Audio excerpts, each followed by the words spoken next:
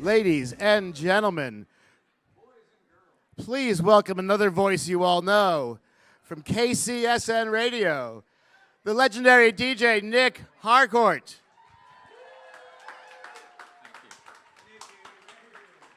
Thank you. Hello, hello, hello. Good evening. Wow, what a treat. What a treat that was. Before I bring the guys out, I do just want to say to the assembled audience, please support public radio.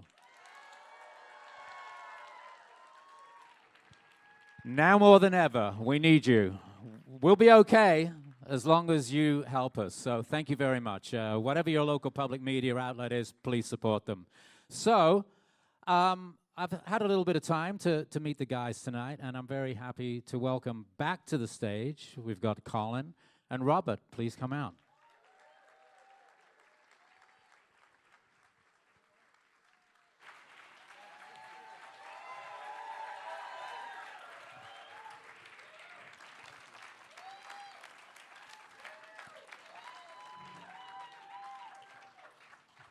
I was just saying what a treat that was to hear you singing on the stage here tonight. Thank you. And the band as well, obviously, great job. Of course. Let's talk about this movie. I've watched it a couple of times, and I know you've seen it a couple of times. And I was thinking, before I actually get into the making of the movie, I read somewhere where you said that watching the movie back was like a dream. You've seen it a few times. How has that changed through the times that you've now seen the movie? Well, first of all, I would say that seeing it for the first time, you're seeing about 60 years of your life condensed into an hour and a half. So it's quite an emotional thing, really. I felt quite emotional when I watched it. But the other thing I noticed was that because I've seen it quite a few times, because I get in free. So I've seen it quite a few times now. And every time I see it, I see something different. I think it's such a great sign of a wonderful movie that every time you see it, there's something new. You think, I really didn't see that. Quite a big part of the film. There's so much to take in. And I just think Robert has done such a wonderful job on this documentary. Remembering that, especially in the 60s, there was very little film. So there's not a lot of film that he can rely on from the 60s. But he's found some sort of staggering clips that I'd never seen before. So the first time I saw the film, I was seeing some of those clips for the first time, seeing us as 18-year-old boys. And we thought we were super cool. And then when you see the reality out there.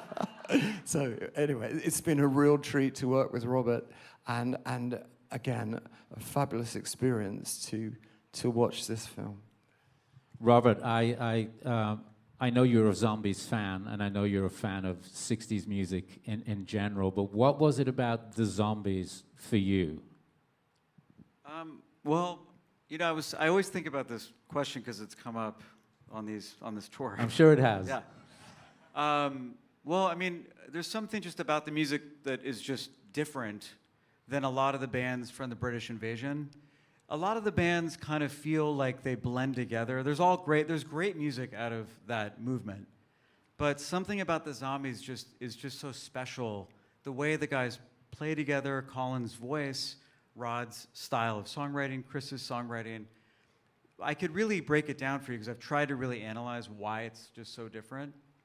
And whenever I listen to my 60s like mixtape, I hear a series of bands and then the Zombies come on and there's something just, it always stands out. It's not just because I'm sensitive to these songs now from working on the film, but I think that they write melodies that are very catchy, but then they introduce chord changes that are curveballs.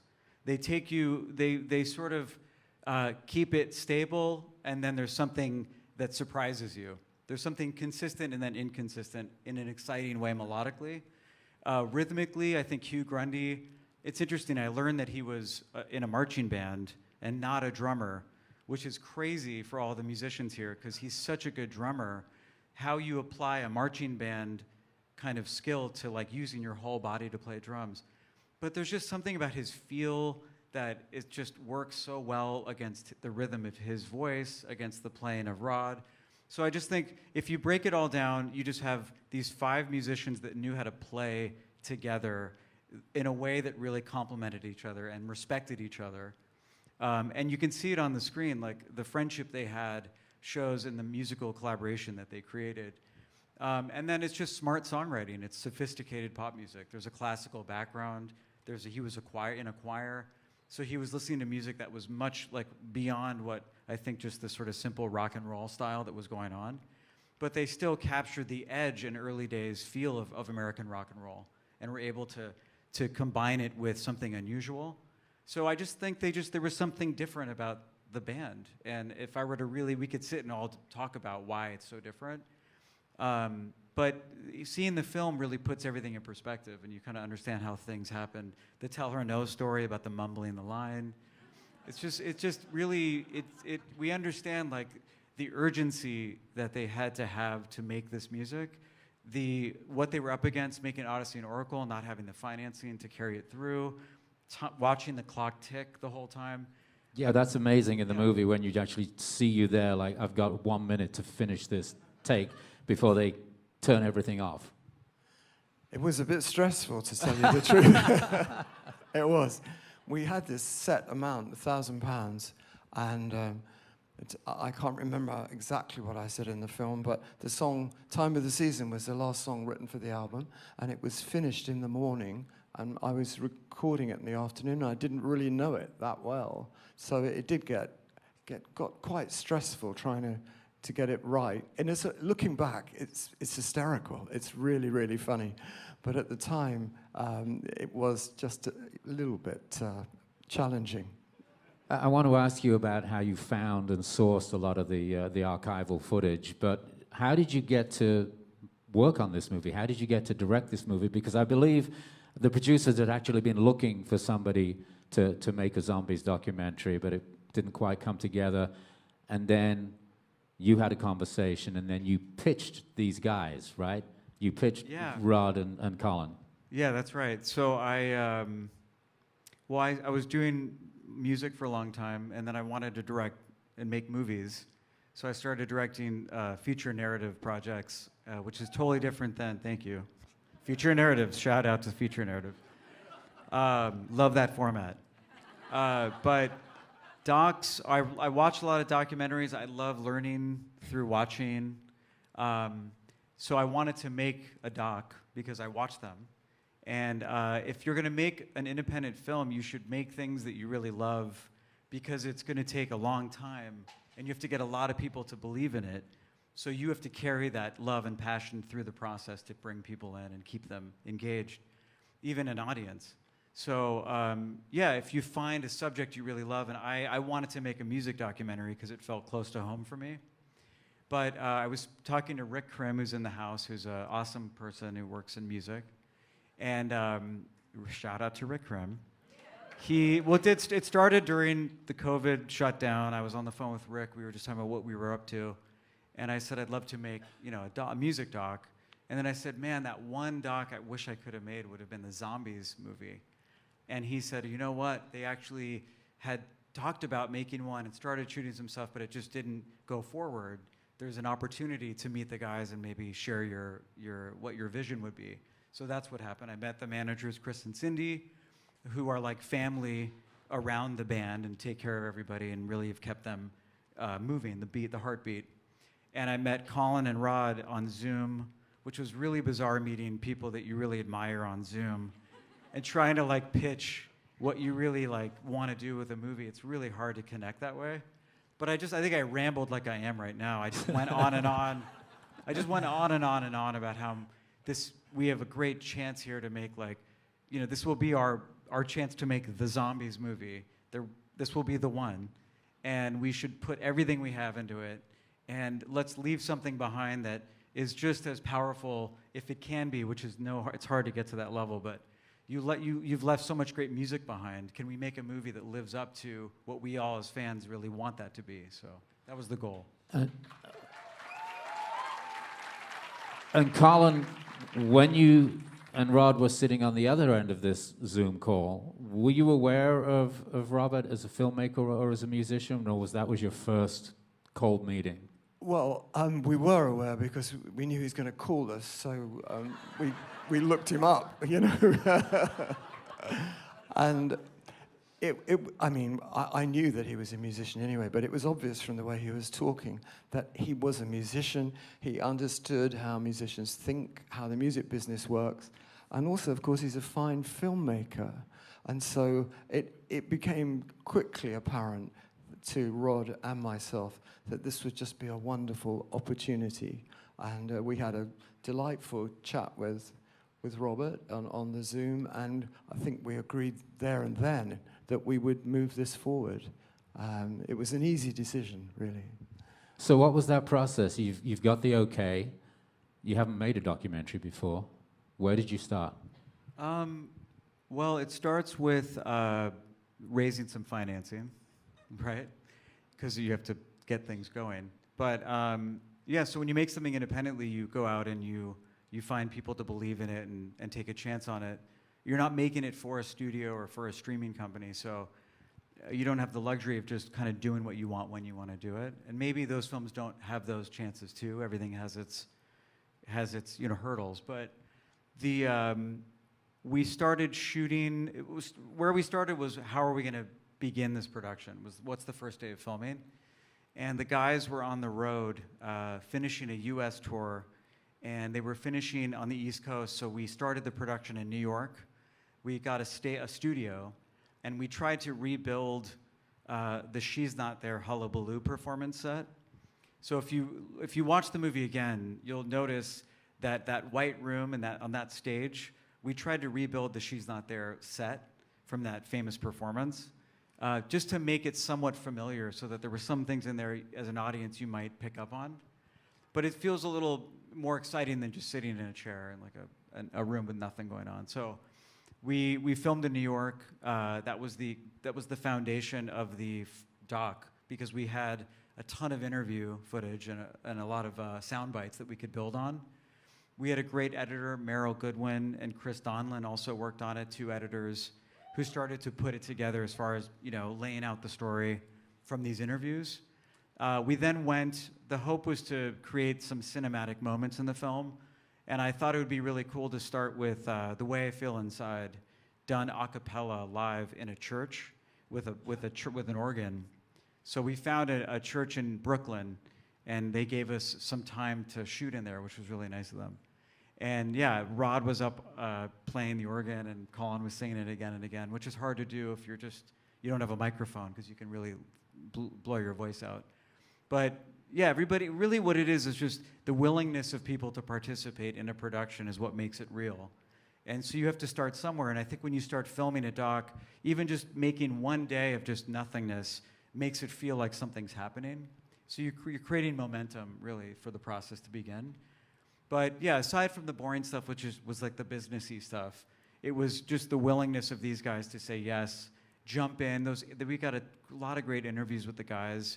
My hope was to interview them individually and then together, to see if when we brought them together, we could find something in the way they interacted that created some kind of conflict. But there was no conflict with these guys, other than what they went through as young artists in a new industry that hadn't quite found itself as far as how to treat artists. But the guys, what you saw right away was this like love and bond that was just there so naturally that it was just real. There's a camaraderie that, we feel it throughout the film, I think. And sure, there appear to have been, like in any relationship, a couple of bumpy moments along the ride, but you guys genuinely liked each other, and you came back together, and it was just so clear that this bond was there. Can you talk about that a little bit?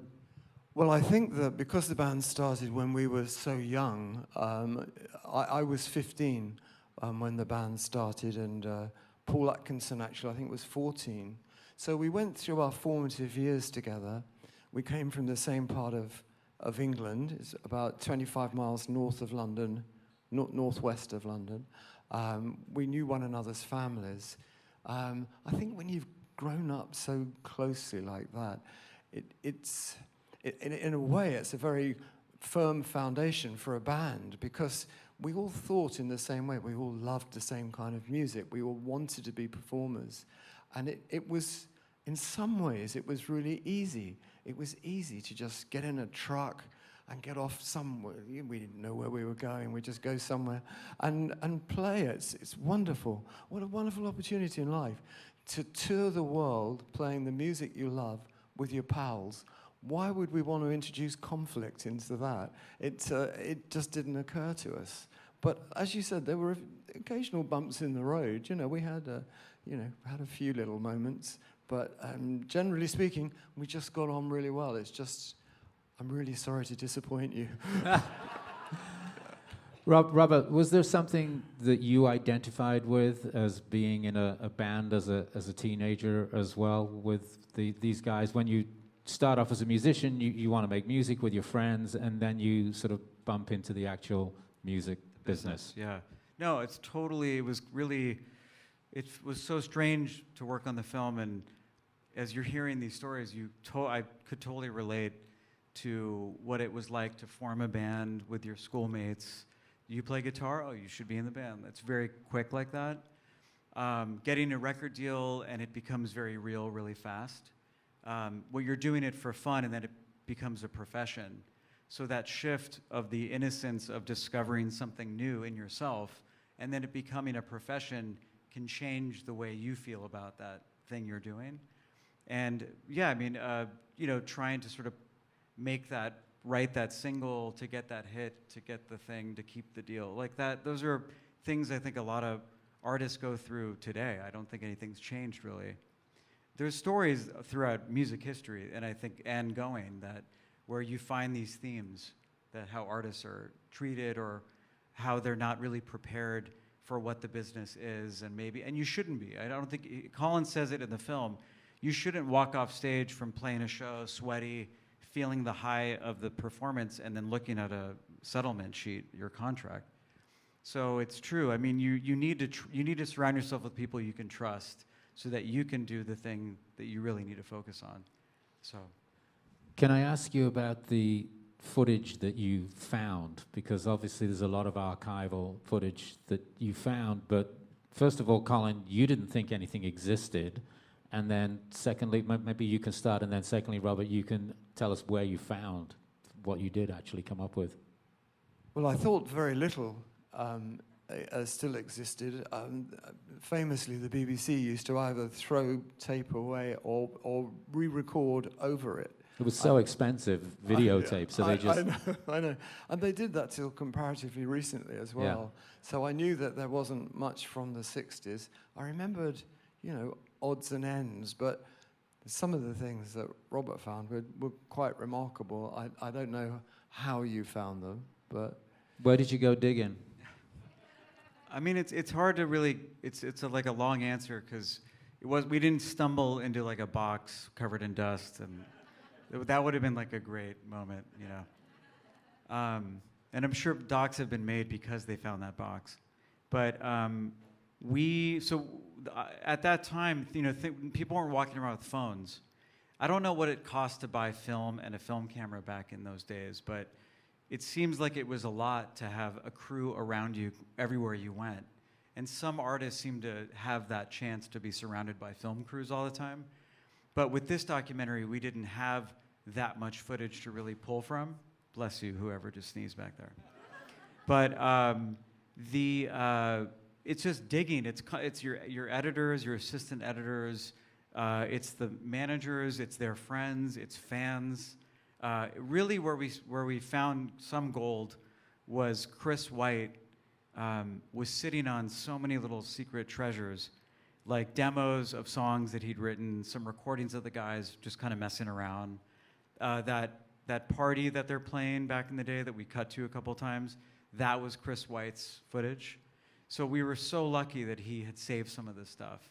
And we also, as a big Odyssey and Oracle fan, and the idea was, let's bring the guys to Abbey Road and let's get them back in the room where they made this amazing album. And that's where they all reunite for the first time, is on camera, is at that Abbey Road Studio 3 live room. And it was important for me, because I don't know if you guys watch those documentaries where you can dissect an album, but we were able to get the original masters of Odyssey and Oracle. And we were able to really go through these incredible recordings. It was amazing. You brought them up on the board and It was just so cool. started seeing what was there. Amazing. So those kinds of things. Chris White's family helped get those masters. I stayed late in the studio one night just listening to everything soloed, which was just like a geeky moment as a music fan. But yeah, so we were just finding little treasures along the way. But to make the doc, to kind of stitch it together, you're taking sound bites, and then you're finding even footage that isn't from the Zombies like catalog, but we're cheating it in to create a moment in time that takes you, the audience, into that place.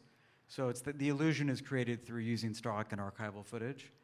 But a lot of it is, we really tried to keep it as authentic to the time as possible, so it felt like you were really a part of that experience. So.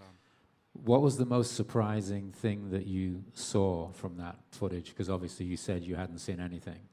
Well, it was the footage when we were teenagers, and I remember it was Chris White. Chris White's 5 years older than me, and it was Chris White's 21st birthday party. And to see us there, so if he's 5 years old, I would be 16. I was 16 when I was singing there. So I think that was the most surprising thing. And I'm presuming you'd never seen footage of yourself as a 16-year-old before. Not singing with the band, no. Right. And I don't think I'd seen any footage of myself as a 16-year-old at all. Right. And there was another clip there which was from a French TV program, and the Zombies were playing Going to a Go-Go. I don't know what we were doing singing that. But what I remember was they were short on microphones. You know, it's only a bloody TV studio, and they haven't got any microphones. And so the DJ introduced me, and he had to throw his mic to me so I could sing. So it's supposed to look really casual, you know, like this we planned, but the truth was they didn't have enough microphones. And in rehearsal, every time I dropped it, when he threw the mic, but it's absolutely live, so it's going out to the whole of France. And thank God I caught the bloody mic. Oh, man. I mean, I might not have sung the song very well, but I caught the mic. You talk about getting the guys together in the studio, and again, I read something where you said that everybody remembers everything differently. Yes. That's true. If you ask the four surviving members of the Zombies one question, you'll get four very different answers. And I mean, there was an example of this. No, actually, I can't go into a specific, it'd be a bit embarrassing, but I had to let one of the other guys answer a question because he started with something that was completely untrue. And I felt I couldn't say to him, mate, that never happened. And then the journalist, having started this story, this other guy in the band, the journalist then turned to me for me to have finished the story up, but it never happened. So I had to say, I think you're in a better position to finish this story that never happened. Bloody hell. That's the only way I could get out of it, really. We're all getting a bit old, and I think some of the memories are going a bit. So if you've got any more questions, you better get them in quick. It's not past your bedtime. I think it's past mine. What a wonderful experience for you for your first documentary to dig into the music of one of your favorite bands. And I asked you how it sort of started to come together, and you said that you did the interviews and then you had editors sort of piecing this together. Tell us about the process of actually finishing this movie, of actually how you were going to tell the story with everything that you had. Yeah. No, it's a good question because we did spend a lot of time to finish the film, going back and forth and changing the edit. So the movie debuted at South by Southwest, and we had the whole band there. There was the guys got together and played on stage together, which was really special, like an unplugged kind of set. But so the movie was 20 minutes longer than this cut at South by, and we kept just chipping away at it, and finding more archival. You're adding, you're taking away. You think you've cut so much out, you've only cut 1 minute out. It's really, it's a fun process to cut a movie. But yeah, that's for musicians in the house and filmmakers, the editing is very much like, the closest thing to making music would be editing a movie. Because you're in the studio, you're staring at a computer, and it's very familiar to musicians. So I like that process, but yeah, we just kept chipping away. We restructured the movie. The hope was to open with the church singing. The South by cut opened with that Google search, YouTube kind of sequence. So we got back to what the intention really was all along creatively. And then to end the movie with the Rock and Roll Hall of Fame, that's really that great moment. Think about it, originally it didn't. That wasn't the ending of the movie. That came earlier in the timeline. So anyway, it takes time to get a movie finished, and you getting footage cleared, music cleared is a whole. Anyone who wants to make a doc, it's like a crazy experience to make a documentary. Right. Because there's just so much stuff. Every little photo, you have to clear every photo. It's a whole thing. But as always, it's at the end of the day, it's always in the edit, right? Yeah, of course. Even a scripted feature would be, the edit would be obviously a focus. One of the questions I wanted to ask you before we finish up is, in the movie we get to see how big you were in the Philippines, obviously. Yes. Which was insane. And we were talking a little bit before we came out here, and you were saying, yeah, the Beatles had just had to run for their lives. They had, yeah. And then you guys were next.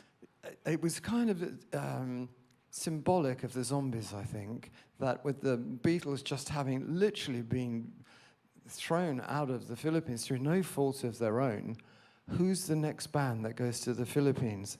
Me! And it was... The Filipino people were absolutely wonderful, but the business side of it was a bit dark, I've got to be honest. You got screwed.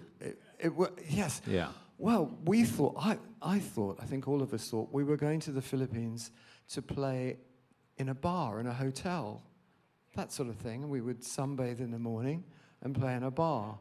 And we were getting £80 a night between us. So with management and agency commission, 20 and 10, and then if you can work it out, we were getting about £10 a night each. Well, we opened to 28,000 people. And when you think we were getting £10 each, and we played to 28,000 people, and that went on for 10 nights. The next Saturday night was 32,000 people. So it got a bit troubling. Even we could, we were a bit slow on the business department, but even we could work that out, that 32,000 people in an arena, and we're only getting £10 each. It was a bit troubling. A little dodgy, to say the least. But that was the beginning of you kind of figuring out that... Yes, actually, to be honest, we left that manager, I think, very wisely after that. So what I wanted to ask you was you've reformed a couple of times, obviously. I think the first time was at the end of the 90s, and then in the mid-2000s, 2004? Well, we made an album, I think it was around the middle of the 80s or the 90s, I can't remember, but that was just an album. I got together with Rod Argent in 1999. Right. I had a keyboard player that kept going missing. I was on a tour, and I kept turning up, and there's no bloody keyboard player. Anyone who asked him to play a concert in the smallest place you can think of, but they wanted him to play his songs, he would go and do that rather than come and play with me. So I played about 2 or 3 times with this guy going missing, and I thought, I'm going to have a heart attack if this goes on anymore. And I phoned Rod, who was a very successful producer, and I said, would you come and help me out on the next 6 gigs? And he said, well, I'll help you out on those 6 gigs, but I don't want to go back on the road. But the strange thing was, we did those 6 gigs, and we kept going for another 25 years after that. Right. So thank you, Rod, for saving me. And it led to the Hall of Fame, right? So did you go back to the Philippines with the reincarnated zombies? We did. Yeah, tell us about that. We went back and, we got more than £10 each, I can tell you. That's for sure. Well, I had quite an interesting experience because Imelda Marcos came to one of the concerts that we did, and she liked to come backstage beforehand. And I've got to be honest with you, I had a really good chat with her. I did think about asking her out, actually. Because she was very friendly and very glamorous and all that sort of thing. Got a bubble and the promoter, the promoter said he was very much into her, and he said, "Would you give a shout out to Congresswoman Imelda Marcos, from the stage?" And I know she's a very controversial person, but the promoter was a nice guy. He's very keen, and I said, "Yeah, sure. I'll introduce her to the crowd." It's a big place, 5,000 or 10,000 people. So I get onto the stage. It's really dark out there, and her party were very obviously very glamorous, lots of diamonds and all this sort of stuff. So I look down and I can see in the front row all these long dresses and coronets in the hair and all this kind of thing. And I said, "Ladies and gentlemen, please put your hands together for Congresswoman Imelda Marcos." And the backing singers from the opening band stood up and took the bow. And Imelda Marcos was over that side of the audience in the dark. So she didn't come back afterwards, and we didn't get any little presents or anything. I was told we'd get a present afterwards. She didn't come back. So I introduced the backing singers instead of her, which was a bit tragic. These things happen. Before will you tell the story about the bed in the hotel room with you and Rod, the broken? Well, yeah, well, I'll tell you because, there are bumps on the road with the zombies, and this particular thing happened, I think it was in Chicago, and I always used to share a room with Rod. I hasten to add we had single beds. Okay, let's get that straight. And we all, we're trying to save money. We weren't making any money. We shared rooms. And I walked into the room. I don't particularly like TV now, but this time I did. I switched the TV on. He switched it off. I switched it on, off, on, off, on. This went on for quite a time. Then he would make a very good linebacker, I think it's called. He charged across the room, and he smashed me into this bed, and the bloody thing broke right in half. It was an old wooden bed, like that. And it broke in half, and suddenly we were best mates again. How are we going to get out of this? So we managed to get out of a back door of the hotel, and we got some string and some glue. And we glued it. It was smashed completely in half. We glued it, and we tied some string around it. And then we had a bit of luck, because there were about 200 or 300 girls running through this hotel looking for the zombies or the searchers. Unfortunately, they never found the zombies. It's very sad. But 200 or 300 girls running through the hotel looking for the zombies and the searchers. And the manager came to our room and I said, "Look," he said, we can't control this. This is madness. You're going to have to leave the hotel." And Rod and I thought, well, thank God for that. We haven't got to sleep on that bloody bed that's tied together with glue and string. So we got chucked out of the hotel, and I like to think that the next people into that room were a honeymoon couple. And they had to sleep on the bed with the string and glue. I'm not sure, but it's a nice thought. So I just love that it says so much about the band, because most rock and roll bands will destroy a hotel room, but they're the band that fixes the hotel room.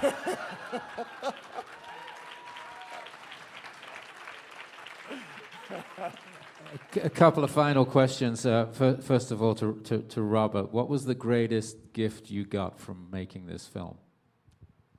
Well, getting to become friends with Colin and Rod Argent, friendship. Just like what the story is, right? It's a story of friendship. So to be a part of that circle is really powerful. And Rod, he said it a few times. He always said, if you're going to do something, do it for real. He would always say that, really, like an intense way. But that leaves a mark on you and everyone here listening who creates things. But it's just a reminder, and we know it. But when you just hear it from people that have done it, have made so many great things, that you just do it with everything you have, and do it with all the love you have, and you go forward thinking about that with the next thing you do. But yeah, I'm so happy people people have said they like the film. It's nice to screen it and take it on this road show. So all these experiences have been really exciting. And then, Colin, if I can finish up with you, we know obviously Rod had a stroke last year, and he's okay, but he's not going to tour anymore. I read somewhere that you said that when you get back to England, he's got some songs that you're going to go take a look at. Yes. So, might we hear some more Zombies recordings? Well, I certainly hope so. Rod lives very close to me, so I'm actually going back tomorrow. I'll be back on Monday, and that'll be my first phone call will be to Rod, and I know he's got a couple of songs finished. He's got a beautiful studio in his house, so we'll have that opportunity to get together, get the old team back together again, and start recording, and I'm really looking forward to it.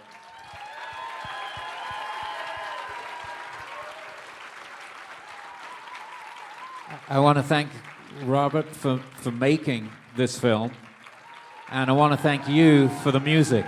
Thank you so much. Thank you. I also want to let you know, well, I should say everyone watching overseas, thank you guys for watching. The movie officially comes out on July 22nd, so we hope you guys tell your friends. Thank you guys.